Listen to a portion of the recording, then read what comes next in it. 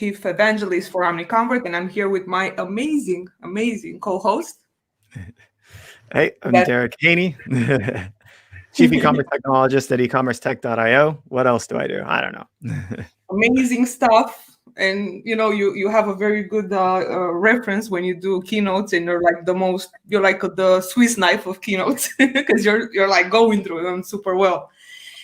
And we are here today for the first episode of this amazing new series called E-commerce Growth Stories with Adam McDonald, live at 7 a.m. in the morning from Australia.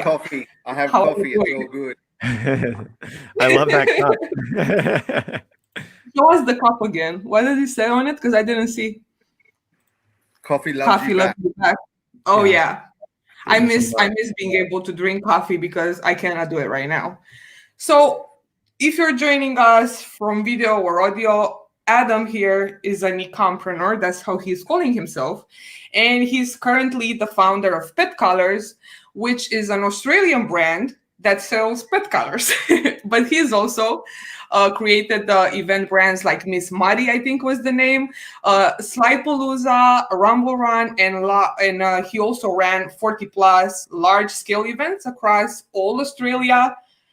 And also the fact that drives me most nuts is that Adam had a show called Search4hurt that he sold the rights to Disney, and Disney used it for their Global Sports Network ESPN, and then he came into e-commerce. So the scope of this episode today is to learn more about Adam's story and why does Marmite suck so bad. That's it. So Adam, tell us, how did you get into e-commerce? Kind of by default. My super awesome mother-in-law, she's listening. She actually started Personalized Pet Collars, which is the business that we have in e-com at the moment. She wanted to retire and had the business up for sale, but for whatever reason couldn't find someone to buy the business. At the time, I had the events company, which had Miss Muddy and Slideapalooza and Rumble Run. And we used to send out a lot of merch, and we had a factory set up. We had space that we could take on pet collars. And I'd always joked around with Julie, mum-in-law, that she should be doing a lot more online and a lot more digital marketing, but they were very markets, like selling at markets and selling at shopping center pop-up stalls and stuff like that. So anyway, just so she could retire, I kind of did a bit of a solid and bought it into what we were doing with the event company, and something for my wife to do as well, because the kids had started going to school. And so we had grand plans for it. But not long after we bought it, I got sick. I got diabetes and then ended up with cancer. We didn't really do anything with pet collars for maybe the first 2 or 3 years that we had it. And then once I got better, I didn't want to sit behind a desk anymore because I've been sitting behind a desk for 10 years. And teamed up with a mate of mine to do some building. So pet collars just stayed very much a lifestyle business for my wife and her friend Dale. And they, drop the kids off at school, go and do a workout at the gym, and then rock in at 10 o'clock and then leave at 2:30 to go and pick the kids up. So there was never any marketing done to it. There was never really anything. So it sort of cruised around, was maybe only doing 15 to 20K a month. But it was good. It was what they wanted for it. And then after a couple of years of building, we had sort of scaled to as big as we could get as a building company, which kind of rendered me a little bit useless in the partnership. And it was just a good time to make a change. So I jumped into pet collars at April last year, April 2020. And and just sort of jumped in, deep dived into e-commerce, which was good timing around COVID. We had COVID lockdowns pretty much straight away. And then the knock-on effect with that was, we were doing a lot of marketing, so the business was picking up. Plus, people were starting to adopt shopping online more with COVID, like everyone's seen across the board with e-commerce. And over here, the uptake of dogs in families, like breeders couldn't keep up with the demands. Adoption agencies were getting rid of all their rescue dogs.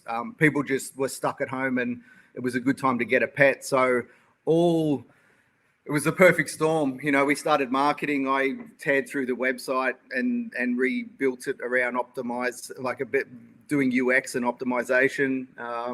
And there was more people with dogs, and there was more people shopping online. So it was the perfect storm to grow it probably about anywhere between 4 and 6x in 2020. So it's been awesome. Okay, you just glossed over something here that I want to go back to. You just kind of optimized it. So this site, I think you said the site converts at like 8% right now. Is that? Yeah, and we bounce between probably 7.5% and 10% in Q4. So I find that when we're advertising to a cold audience, so if we're doing a very broad advertising campaign, our rate will go down towards more like the 7.5. Gotcha. But in Q4, see, I only advertise when the CPMs make it nice to do so. So yeah. Q4, we were just not advertising to cold. We were just retargeting, and that was it. And our conversion rate went up to closer to 10% because everybody that was coming in were kind of warmed up. I've got a bit of a theory as to why we do so well. And it is a combination. Like, I spend a lot of time testing button colors and call to action, you know, what we have as our call to action. And even we have a marketing message on our landing page.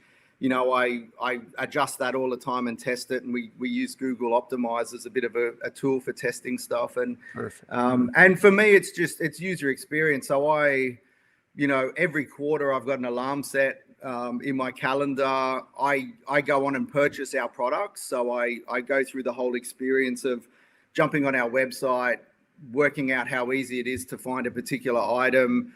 I order it, I get into the email flows, and every time that I do it, I'm forever thinking of a better way to do it. So that's something that I kind of implement into my plan to just deliver a website that is a good experience and gives people the information that they need. There is one change. One thing I've noticed, we use heat maps quite a bit. Yeah. And one thing that we notice, that's a kind of a bounce point for our website, is people not knowing the size collar that they need. So we've got a collar designer, so people will see what collar they want, and they'll put their name in and their number and get to see exactly what it looks like. But when they get to the point where they've got to select their size, they go, oh, I don't know what size Charlie's neck is. And so we're working on a kind of like a guide, which is either going to, it should get my conversion rates up closer to 15%. And oh my God. Yeah. And but what I think the side effect will be is that because we'll be making suggestions off dog breeds and the weight of the dog versus, now we say you measure their neck because that's the best way to get the perfect fitting collar. If we start making suggestions about, just because all breeds are different, there's going to be a lot of variables. So I expect that our returns are going to go up a bit, but I'm just sitting there doing the sums to see if having it where they don't have to disappear from the site to measure their dog's neck, and then life happens, and and then it's up to our drop-off moment. Yeah, and it's up to our flows and our retargeting to try to remind them to come back in. But if they don't, that's obviously affecting our conversion rate and our bounce rates and stuff like that. So we are working with our web developers on coming up with a cool tool, which is when it comes, we've been looking at customer service bots, but basically just to answer the question of, do you want us to give you some idea on your sizing based on your breed and the weight of your dog? Yeah, I love it. That's amazing. There's like a lot to talk about here. I mean, the idea of converting at like 8%, 10%, or even upwards of 15%, that's absolutely insane and incredible. And I think everybody should be, at certain points of scale using a tool like Google Optimize to split test. Why do you think you're running split tests and testing your site? A lot of merchants aren't doing this. Why do you think you adopted split testing for this business? This was like the direction you decided to go personally, right? You have complete freedom over this. Why do you think you adopted split testing? What is it that got you into doing this? And what was it like maybe in the very beginning? Did you think it was going to be a big deal? Did you just know from the past that like split testing was what you needed to do? Walk me through that. The thing I love about e-commerce is the data. So I had a very busy last decade with setting up and scaling some pretty big businesses, but they were all, you couldn't test anything. And that, for me, the thing about e-commerce that is just mind-blowing is that I can adjust some marketing over here and be watching my Google Analytics over here and see instant results of traffic to my site. And like, there's no other industry that I've ever been involved with that's so specifically data driven. So for me, I'm obsessed with the fact that, or even Google Analyze, like I can test having a red color call to action button against a teal color. Like, where else do you get to do that in any other business? So it's a tool that it's at our disposal. It's free. It's amazing. Like, I can't understand that any e-com owners wouldn't be doing it, because, if the difference for me might have been like when I started working on the website, our conversion rate was usually around 2%. And it's the only reason that we've got, it's not that I'm any kind of genius. It's just that I'm testing different options and the data's telling me which one works better. And so we adopt that. We mess around with marketing messages all the time. That between that and we have a lot of people, we produce a really quality product, which most e-compreneurs would probably think is a bad thing, because our customer lifetime value is poor compared to probably everybody else out there. Because they don't need to reorder. We get messages of people that have had their collars the whole life of their pet. So wow. 13, 14 years they've had these. Tell me more about that, Adam. So you have this thing that you call lifetime value fans. So that's how, I got to click with you, because you said the right words. And I'm also secretly tagging and looking at everyone that says lifetime value on LinkedIn. But you're calling your customers your lifetime value fans. And I know you have a super high quality product that, lasts for 10 years. And I know, because we both looked at your data. Even if so, you still have a great retention rate, given the fact that you have products that don't have such a high frequency. But you still have a better retention rate than people that sell consumables. So how is that possible? And tell me, how are you actively working on developing relationships with your customers and maintaining their interest in you, even if your product doesn't have a frequency? Well, it's pretty easy. I kind of put it down to, nobody in life likes the friend that only rings when they want something. Like, I've got some mates that love them to death, known them since I was at school. But when my phone rings and it's them on the ID, I know that they're going to want something, because the only time they ever call me is when they want something. And no one likes that. So it's sort of a commonsensical approach to commerce, let alone e-commerce, where we communicate with we build a good community. I've always, between Search4hurt and between our events business, I've always had a knack of building and nurturing a community. And that's all we do with pet collars. We produce a magazine called Human Magazine, which I just produced it as a value add to our customer base. It's just a short form. It's designed for mobile phones, so it's beautiful to read on mobile phones. And it is just full of short form articles of tips and tricks about being a pet owner. And that was something that we designed just as a community gift, more so, but it's turned out to be one of our best lead generators that we could have, because we offer a free subscription to all pet owners for it. And then obviously once they subscribe, they become part of our email flow and part of our community.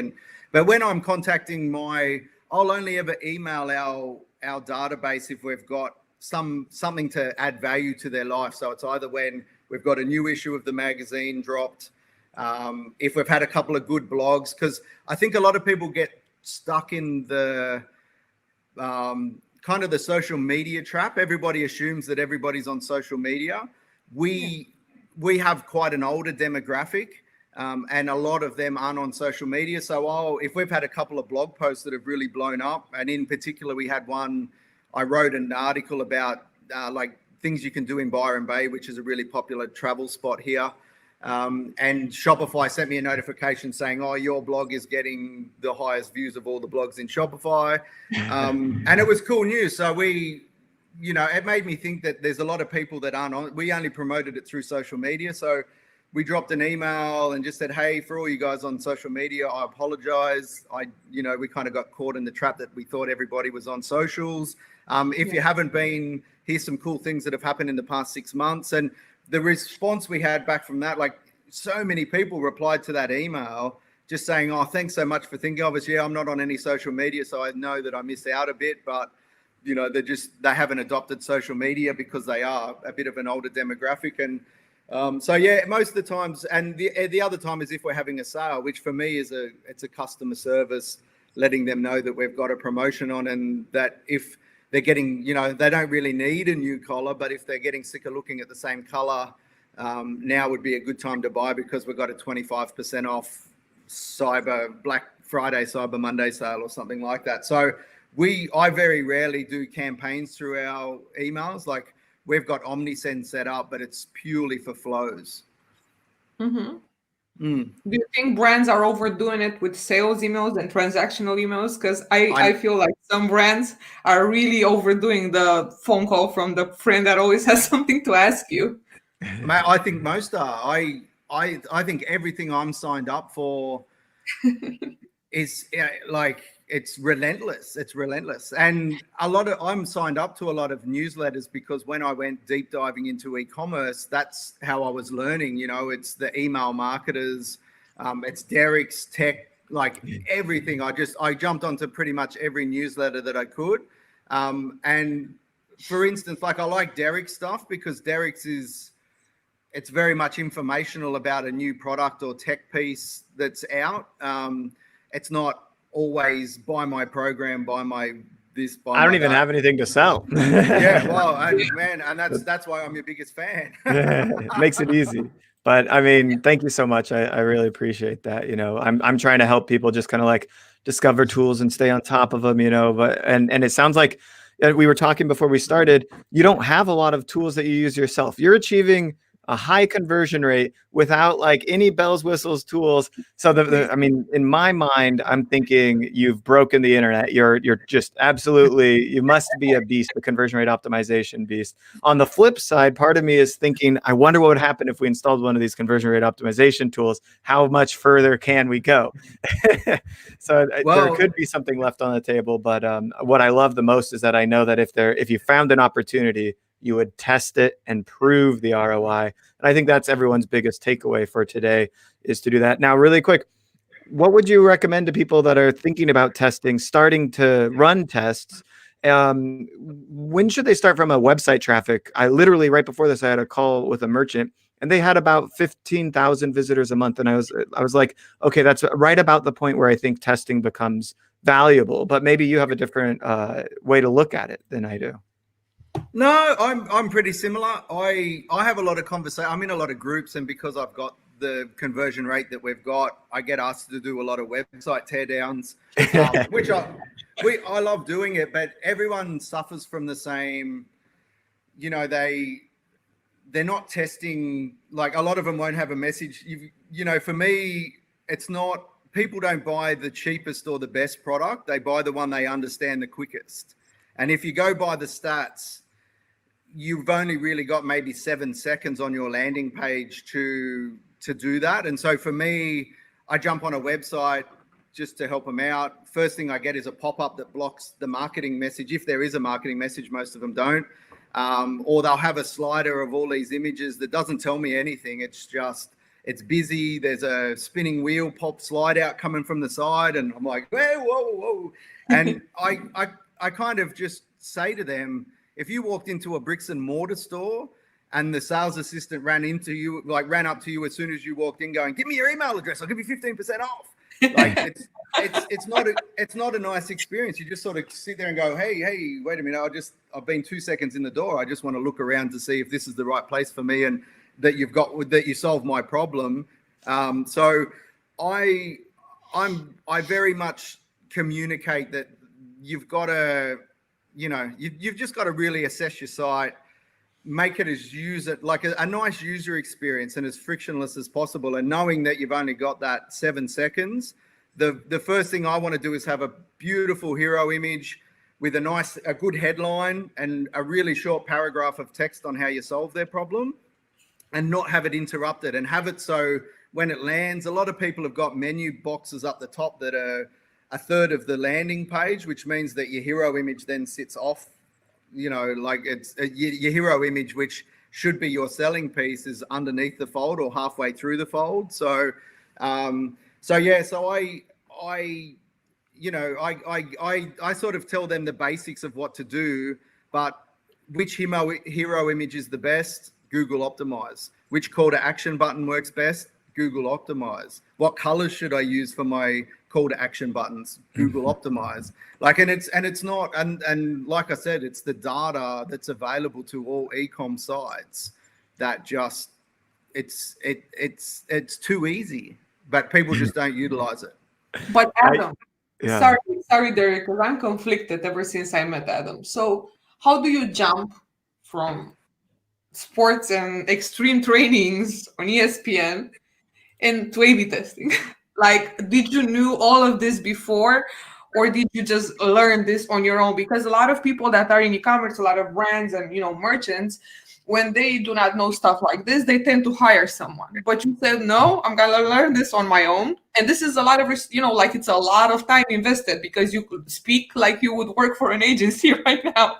So how do you go from, extreme triathlon and all that crazy sports? Because I've been watching on YouTube the show, and it's like, I was tired only by looking at it. I'm too old. But like, how do you talk about A/B testing when you were just in the gym with Terry Crews? Like, what? How? Explain to us. I don't know. I adapt to I'm like a chameleon. I just adapt to my environment, and with TV was an interesting thing. The reason I got into TV was that I had a sports advertising company, you would call it. But we used to do a lot of signage for all the major stadiums and leagues around the place. And obviously I had too much money because I started doing some angel investing. And one of the opportunities that we got was to invest in an ex-triathlete based in Australia, running around and doing all these. It was at the time where Tough Mudder, like we filmed the first ever Tough Mudder event in Australia. There was a lot of sky running where these guys just run up like stupid mountains and all this sort of stuff. And so we stuck Matt, his name was, in a camper with his wife. And as they were driving around to all these crazy events, I would use my clients, which was all the major sporting teams in Australia, and he would stop in and train with the elite athletes as well. And it's utilizing the opportunity. Like, I had the opportunity to invest in a film project, which turned out to be different to what I was pitched originally. They were going to go to the US and wake up in a different town every morning and train a different, like whether it was SEAL Fit or CrossFit or, but for me, that was a big Groundhog Day, and it was super expensive. So I said, why don't we do something local to test the waters? We produced a sizzle reel, they call it in the industry, put it up on Twitter, and just happened to snag. It ended up in the feed of another Australian, actually, called Jason Bennett. And he was living in Bristol at the time, working for ESPN, and he had a show called Aussies Abroad. And he saw our sizzle reel and DM'd me straight away and said, man, give me a call. We've got to talk about this. So we thought it was going to be a documentary, but as it turned out, we edited it up for a 10-part series. And I think, I might be wrong, but I don't think I'm wrong, it was the first ever time that ESPN had run a series, because they were always live sport and documentary. So we kind of created a new category within ESPN. And it's just opportunities. And it's the same with my event business came or grew on an opportunity that I had. And I don't know, I just run the numbers, I do the due diligence, and if it works, I'm not afraid to press the go button. And it's meant that I've had 3 or 4 massive businesses in the last decade. But I always have an exit strategy. The event business, the exit strategy was a bit different because I got sick. And you don't want to really events is a very high stress, lots of travel, lots of eating in restaurants, lots of, so it wasn't the best business for me to be in based on my health. So, and that's why I took the opportunity to go and build houses for a couple of years and get sweaty and hang out with the boys and cuss and swear and do all those things that builders and tradies do. But yeah, it's just a long answer, but it's just taking advantage of opportunities that you're presented with. That's that's such a, it's so much like diversity in what you've accomplished in your life. And it's really interesting to think that you landed here. I want to go back though to the conversion rate, 8%. Most people are converting at 2 or 3%. I think that's very common. What was the first test you ran in Google Optimize?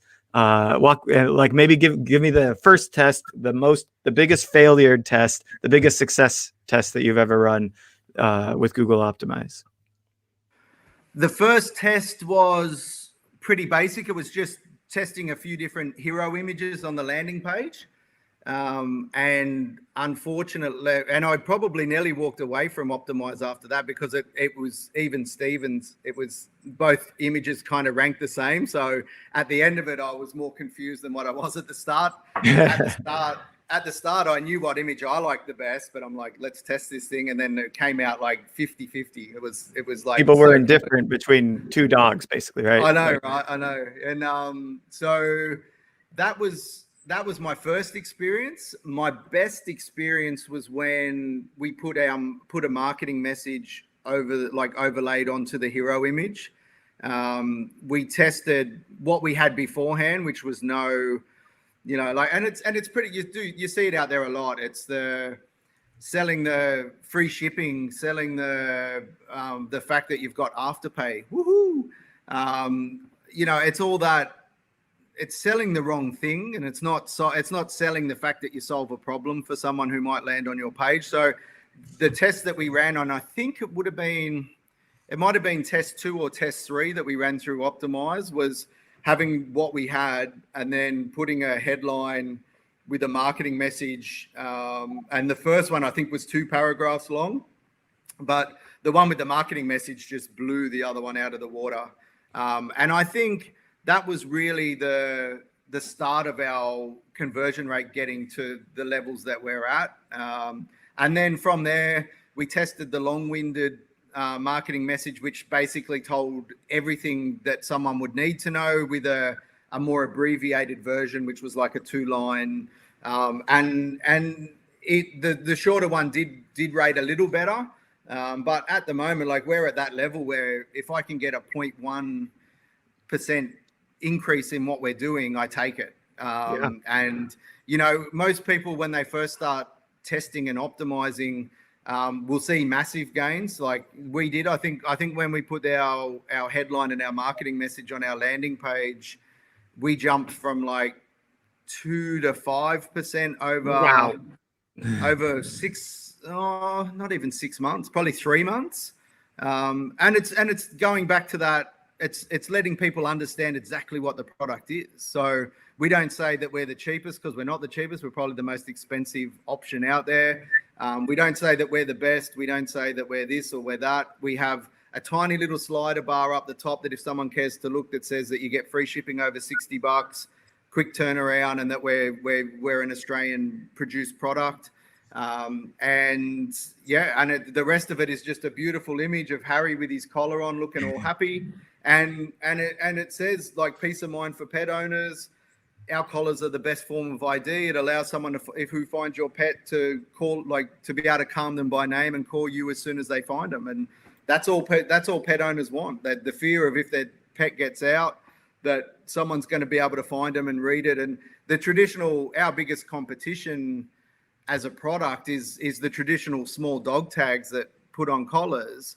But the reason that our whole business started with Julie back 18 years ago was that she had a dog that the kids left the side gate open, the dog got out, and then she noticed that the tag had snapped off the collar and was in the backyard. So she knew that a dog was out in the community, but even if someone found them, they had no way of contacting. And luckily they drove around for hours and eventually located her. But she just knew that collars rust, they're hard to read. If you might have a pit bull that's running around and it's out, no one's going to want to get that close that they can read a dog tag to a pit bull's face without fear of getting mauled.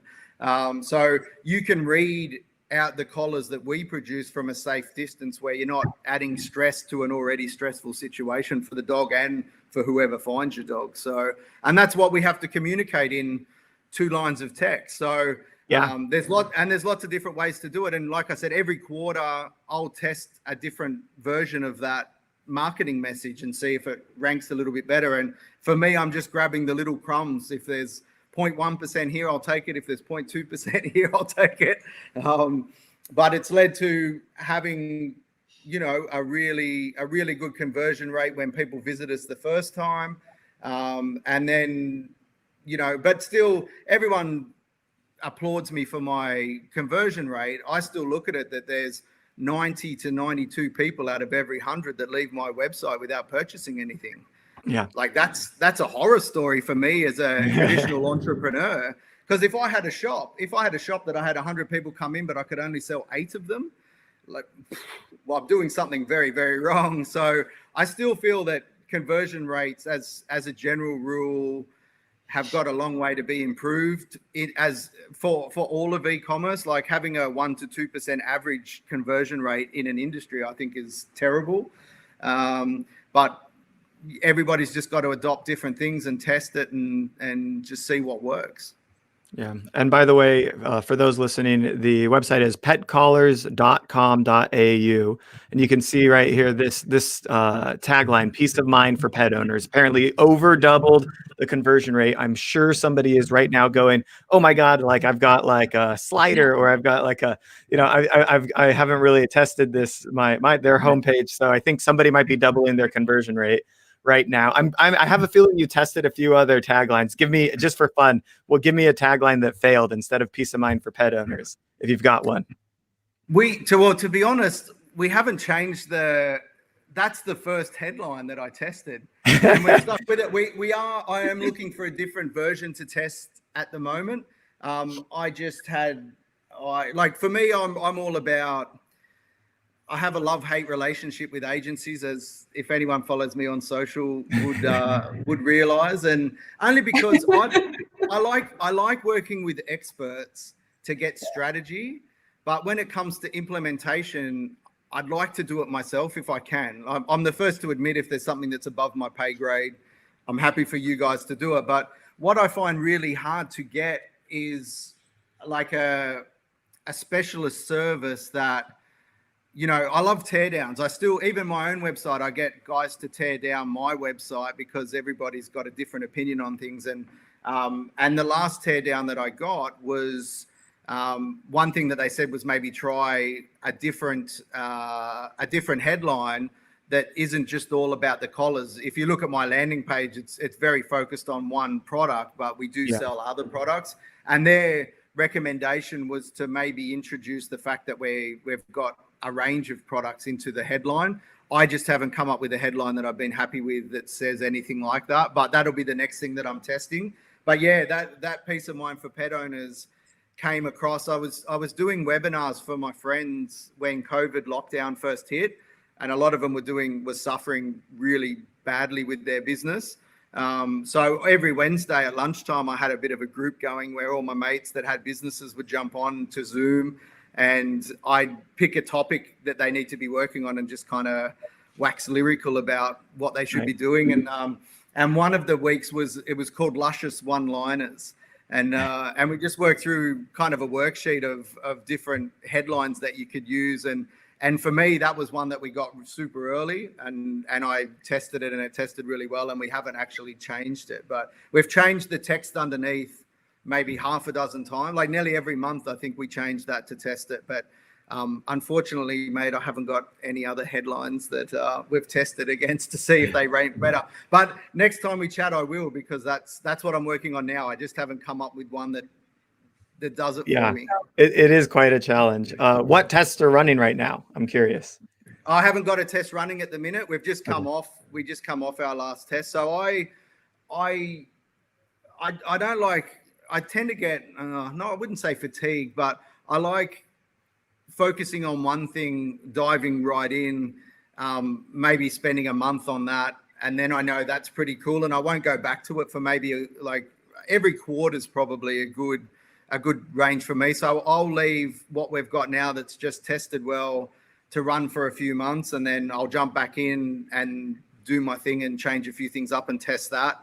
But I'll probably, I think now, because we are converting quite well, we'll probably move to just every quarter we'll run a test to change a few things and then let that test run for a while and then implement it and then let it sit for 3 months before we go back to it again. Because it's just, you get to, I think you can overwork something and just and it causes frustration, and then it's not fun. So I like my work to be fun. That's why we like working in the dog industry, because we like dogs. And so every quarter I think is a good thing when you're building it, like to the point where you get to the 8%. I was in changing stuff all the time, but I think we've got to that plateau level now where it's good enough that we can just play with it every 2 or 3 months.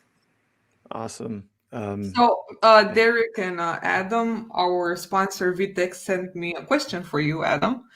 Yep. And thank you for watching.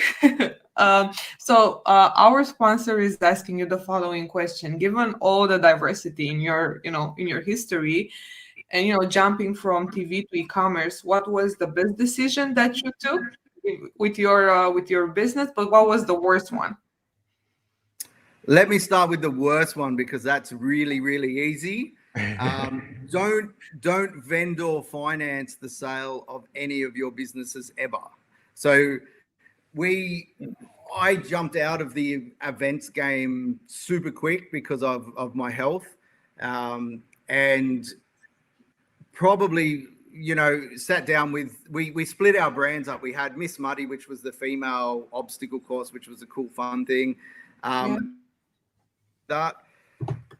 So being it was a charity, and being they wanted to do, the brief was good. What they wanted to do with the business was exactly where I wanted to see a brand that we started from scratch go to. So we were probably a little soft on the terms of the sale, just to get the deal done and know that it was going to the right people, that's what we thought.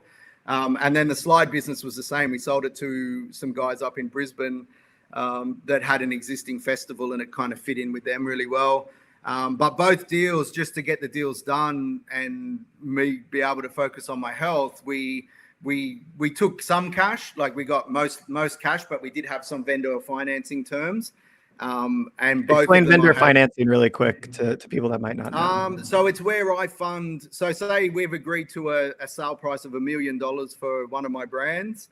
They may give me $600,000 up front, but then I finance the other $400,000 by letting them pay it off over a specific amount of time, which all sounds good until the company that buys your stuff goes bankrupt, and then you become a creditor for the amount that you've given them, and you lose your business. And so we had that happen. The charity that we thought was going to be awesome for the brand turned out to be a little shonky, and they basically just took all the customer lists, all of our we were like the number one outdoor event in the country, and they took all our procedures manuals and they took everything and basically just sunk the company. And people had tickets that they'd bought for this company too, so it was kind of people got let down because they'd spent $60 on a ticket, and then this guy didn't run events, and it was a bit messy. So that's my first tip. If someone can't afford to buy your business off either they don't, like, if they don't have the savings or they can't get finance based on your figures, then don't sell it, because vendor financing is a nightmare. So you want a clear break when you sell a company. Yeah. And a lot of it, I'm surprised. I've built and sold a lot of businesses, and vendor financing is always bought up, but it's just nothing that I would consider now. Like, you know, you feel like you're being nice to sort of allow them to do something, but if they get into trouble, you just end up being owed a lot of money and not being able to get it. You're basically still in business with them, like, because your money is dependent on their business being successful, which is a big risk. So I would want a lot more money if I was taking that risk with somebody, for sure. I'd avoid that.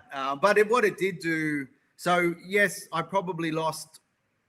I reckon I probably lost about $500,000 through bad vendor financing, but it allowed me to get out and concentrate on my health. Which, what price do you put on your health? So, so that was good.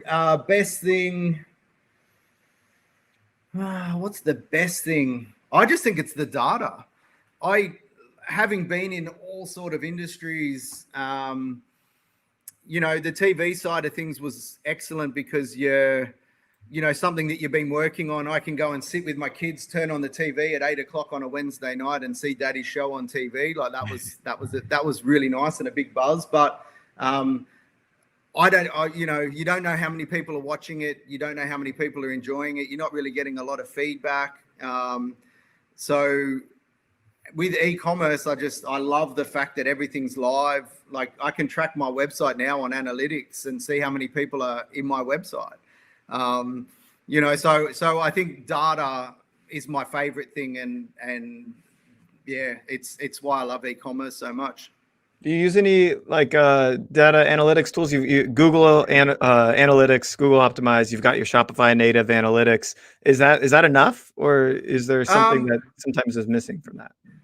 No, I think we use Reveal's been good in that it gives you a bit more data around the customer specific sort of stuff.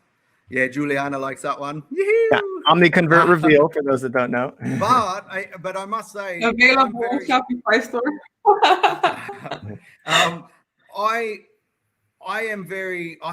I use Reveal for completely different reasons than most people would. I use the data to find customers that I want to create lookalike audiences for my advertising. I don't actually, because for me, the metrics around lifetime value are flawed for me, because every customer is as important as the next one, because the value in my customer base is not how much money they spend themselves. It's how much exposure they give our product within their dog community. And, because our product lasts such a long time, the person that has a collar for 10 years, that means they've only spent $40 with us in 10 years. So in the metrics column, there, all the data saying you shouldn't even bother talking to this person. But that person, because they've had our collars for 10 years, is the one that's at the dog beaches and the dog parks telling any other pet owner that will listen just how good our collars are. I've had this one for 10 years. Yeah. And then so those people go, and this is probably what helps our conversion rate as well, is that old mate who's at the bottom of my customer lifetime value metrics is talking about us in such a positive way that he's sending people to our website pre-warmed. They already know that they want the product. That all they want to do is get in there and work out what colors they can get and pick their size, and off they go. So for me, CLV is a very different thing to most. Because the person who has a customer lifetime value of $30 to me might be my best customer, where the person who buys every year because they just get sick of looking at the same collar probably isn't talking about our brand the same way as old mate at the bottom of my metrics table is. So we just treat everybody the same. We just treat everybody as if they're our most valuable customer, whether they buy once in 10 years or 10 in 1 year. I love it. And I think that speaks to the virality nature of the product and leads us into a perfect question here from Lorenzo. I mean, so it's great that they can be, such a advocate of the brand, but you've got to be thinking about new products to sell to these existing customers. Is there anything in the pipeline to increase that tract, them actually coming back and buying something different or new? And how do you approach that as well? Well, see, the good thing with having such evangelistic fans, you might call them, is that whatever we do in the same vertical. So my play is I've only been in pet collars fixing it up for maybe 6 months. So it's only, I think we're at a point now where I can start looking at other businesses in the same vertical where we can utilize our good relationships and our database and so we trialed a subscription box at Christmas. We did a limited run of a special Christmas box, and it went really well, sold out within about a week. We had, I think, 500 boxes, and we just did one email blast just saying, hey guys, looking for a cool Christmas present, don't want to hit the shopping centers, we will send this out to you. And it did awesomely well. So my plan is to launch, so we've got pet sub box and there's a landing page up on there now that we set up for Christmas. So that'll be our next venture, is into like a monthly subscription box model. And because it's got our name behind it, I feel that it'll do very well. But I've spoken on a couple of webinars with someone who's got a pet sub box business in Ireland. And he's built up a subscription box community that they got me to come and do a few site audits and talk about conversion rates and all that sort of stuff. So I've had him, he's told me all the things to do and not do. He's tested everything. So he's been in business for quite a while, and he's got about 8,500 subscribers. But he says based on, and he started from scratch, he didn't have an existing client base, but he thinks that 10,000 subscription for us is a no-brainer. But what I'm going to do differently to him is because we've got the magazine, and once we've launched the sub business, I want to act as like a sales and promotion tool for smaller brands where we can sample within the box. So, if you, Derek, have started a pig's ear snack business, so you're selling pig's ears, you might be called Pigsies. We'll talk to you and say, we're going to sample your product to 10,000 people that are our sub box members. We're going to tell your story to them. We're going to give them a direct link back to your website to reorder if their dogs liked what they tested. And plus just build your brand up by, being able to do some cool things in our newsletters, put them in the magazine. So it's sort of a twofold business. It's a subscription box for pet owners, but it's like a marketing agency for smaller Aussie brands in the pet industry as well. So whether it's toys, treats, nose balms, poo bags, anything that shampoo, anything that can use, we can help brands basically build their business off the back of our subscription box. Of course, I love this. We need to talk more later because I was the director of growth and acquisition at BoxyCharm. Literally the exact same thing you just described, except for the beauty industry. So I have so many things to tell you about the discovery platform and how to. I literally had to build an internal marketing agency and start connecting that with the brands and the unique selling proposition components. I could talk to you about all of it for days, and I love it. I love that transition, or maybe it'll be that now you'll be. I mean, you're already spinning a lot of plates, but now you're spinning two companies, at the same time. So, and I think that it will be mutually insured success. They will actually play off of each other really well. That's absolutely amazing. Yeah, and I'm looking forward to it. It's a new shiny toy to play with, which I like. My MO is that I love the due diligence and I love the setup and the launching, but I do get to a point, and this is why I've built and sold so many businesses in the past decade. I do get to a point where when everything's humming and it's just the day-to-day stuff, that's when I got to look for something else, So, and pet collars Pet Collars is getting to that point. It's it's converting well. We've got all the systems in place. We've got a great team.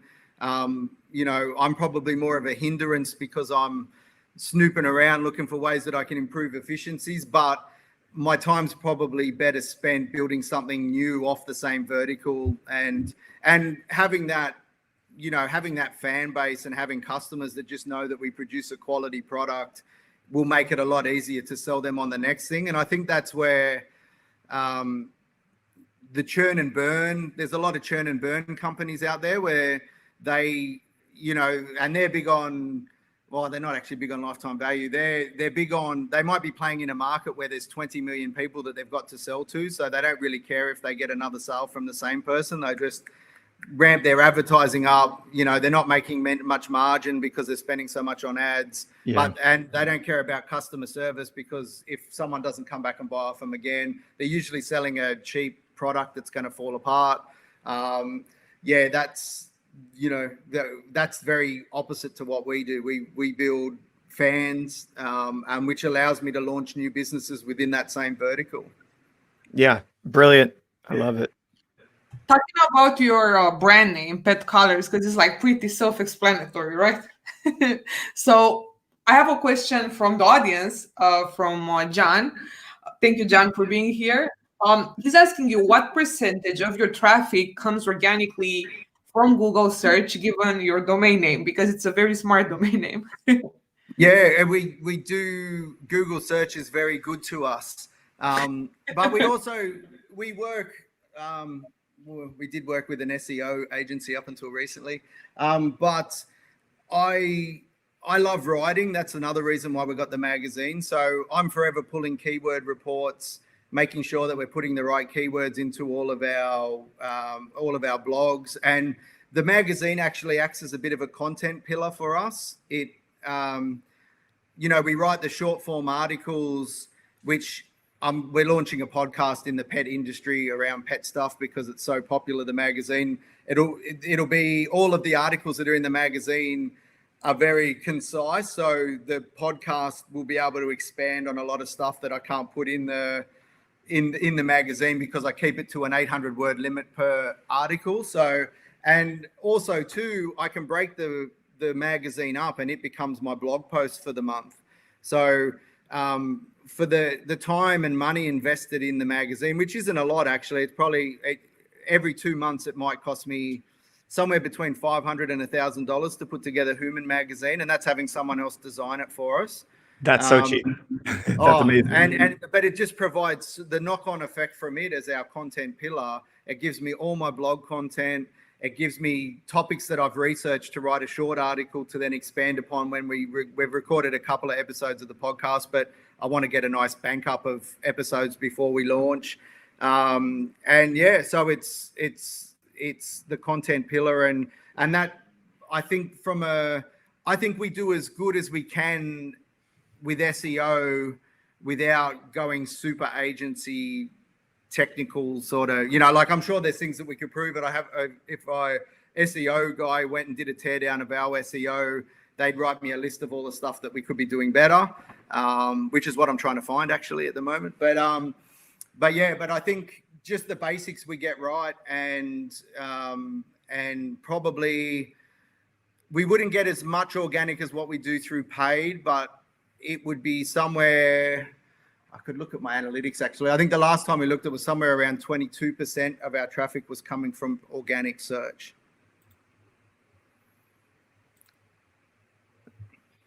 I was wondering because usually most brands in e-commerce have another brand on the side. Do you have any side brands besides Pet Collars, or you're working on other side things? No, just well, kinda, but it's a bit. I've been talking with an American brand that's doing really well to become their Australian distributor. But yeah, so we're in I can't sort of divulge too much on what it is at the moment, but hopefully next time we talk, I'll be able to share the experience. But we're down to kind of the nitty gritty little lawyer bits and pieces at the moment. But it's a good outdoor product. It's not in pets, so it'll be my first venture in e-commerce outside of pets. But it's also a play that's e-commerce and wholesale. So I'd be looking to get it into some bricks and mortar outlets and stuff as well. But we're kind of in the final stages of either saying, yep, let's do it, or no, let's pass. And then it's just the pet sub box. That'll be the next big thing. Although I did just order a massive water slide for my kids, which I put some posts up. It's a big inflatable water slide that's like 30 meters down our driveway into a pool. And I put some pictures of it. I got it built in China, and they took some photos of it assembled, and I stuck it up on Facebook. And I've got about 20 mates that want to buy the same slide. So I might have by default a water slide business. I mean, you've got somewhere in Australia. It's not like here in Romania where it's like I don't know, 0 or -1 degrees, or for you, Derek, 20 degrees Fahrenheit. So it's so bad. And well, I was thinking about that when I was driving into the office this morning, and it was 6 o'clock in the morning and 20 degrees C. So beautiful weather. That's like 60 Fahrenheit. 70 Fahrenheit almost. Yeah. So we're approaching the end of this episode. So I want to ask you one question. Maybe Derek has his last one too. But my last question for you is this. How, based on all the shit that happened in 2020, everything that we've seen in this industry that has just, exploded in 2020, what do you see from a brand perspective, from a founder perspective, to happen in 2021 in e-commerce? I think it's going to be tougher. I think 2020, if you didn't make money in e-commerce in 2020, sell your business, because the conditions were just insane. And I think it's we've looked at a few businesses to buy on Flipper and places like that, and there's some pretty unrealistic multiple expectations out there. So I think 2021 is going to be a challenging one, and we're already seeing it with this iOS 14 rollout. I don't know if anyone else out there is doing some broad advertising in Facebook, but it's just fallen over of the last couple of days since they've started rolling it out. So we've stopped advertising again, like we did in Q4, and probably focusing a bit more on Google Shopping. We're getting quite a good CPA and ROAS through Google Shopping ads. Nearly double-digit ROAS, which is good. But the only problem with Google Shopping ads versus Facebook is you can't scale it the same. So, based on the ROAS that I'm getting with Google ads, I'm like, I want to spend $10,000 a day, but it'll still only spend, like, I think at the moment it's spending $80, and that's maxing it out. So, but I think, we are quite reliant for traffic from a lot of external sources. So I think that's going to affect owners. I think a really smart thing to do is start building your customer list, because if all of our advertising CPMs blow out to worse than what Q4 was last year, you're really going to want a good email base to do email marketing. If you haven't set up flows in your email flows in your business, you are missing out big time. I think our spend on OmniSend's only, I think it's under $400 a month, but it banks like amazingly. Like I think last month we banked about 10K off a $400 spend. So you're not getting that kind of return on any advertising for traffic. So look at my tips would be, the magazine for us, even though it wasn't designed as a lead generator, it is insane. We probably get about 2,000 people sign up for the free subscription to it, and they're people that weren't in our database beforehand. So once they sign up, they obviously then become part of our flow system, and that converts really well. We're going to start doing we've never really done giveaways or promotions in that, to capture emails, but it's something we're definitely going to look at building we're probably sitting close to about 40,000 email database, but I would love to see that up around 50, 60,000 by sort of midpoint of this year. And just in case that we need that database, like I said, I don't really sell to them very often, but if I get up, if we get put into a position where we need to, because the traditional Google ads and Facebook ads aren't working anymore, well, then we'll have to pivot and start leaning on our list a little bit more. But yeah, I think 2021 is going to be a bit more challenging than 2020. The good thing will be is that people are used to online shopping now. COVID probably fast forward e-com 10 years, so people feel a lot more comfortable buying online. So, but yeah, I just think that everybody's marketing's probably got to pivot from the traditional just throw money into Facebook ads and Google ads and get your traffic in. So yeah, email flows, always do retargeting. That's one thing that's another tip for me, is that it doesn't matter how bad my CPMs are. If someone's been to my website, like if they've wanted to know enough that they jumped onto our website, I want to be popping up in their feed if they didn't purchase. So retargeting ads are something that I never switch off, despite how bad the CPMs are. But trying to pitch to cold audience, I think, is going to be tougher in 2021. I absolutely agree with you, and I think what we're saying, retention is the new acquisition. As if people forgot, but I think it was always true, and I think it's now is the time to really be paying attention to retention. And as Lorenzo said in chat as well, starting a publishing arm is also probably the future for business, being your own media company, and that goes straight to retention because you're owning that relationship. And I also really loved how you said that it doesn't matter if they spent $40 with us 10 years ago, they are treated the same as everybody else on the email list because they are probably telling 10 other people about our brand. So how, that I think is the perfect form of retention. It doesn't have to be always transactional. It's about advocacy for the life of the customer, and in your case, the life of the customer and their pets. You want those pets to basically be your number one fans for their lives. For a business like his that has a low frequency, because if you have a high frequency, then you have to do their best to mix transactional and value. But for you, I think it's the best approach that you can do. And I think, I just want to say for the record that I announced that retention is the new acquisition 2 years ago, but just I just wanted to, make sure, I say that I was planning to use the horn like Carl Telstar, but I didn't unlock my phone that fast. So it's over. The moment is gone. But I feel you. So much, Adam, for being here today. We have reached the end of this episode. Thank you so much for being here. Thank you, everyone that's watching, wherever this is right now broadcasted. Thank you for the questions and interventions, Lorenzo and Jonathan. And Adam, we want to see you go to that 15%, and we want to see you add more products soon. And tell us who's that US partner that you're working with. So thank you. And Derek, if you want to, kind of say something to Adam, thank you so much for being here. Yeah. Thank you, Adam. I think you've done just something seriously incredible and inspirational to a lot of other merchants. And you've always taken the customer first, which I think is very honorable and the number one lesson maybe to learn today, if people weren't already doing this, which sadly there are still many brands not doing it. Yep, that's for sure.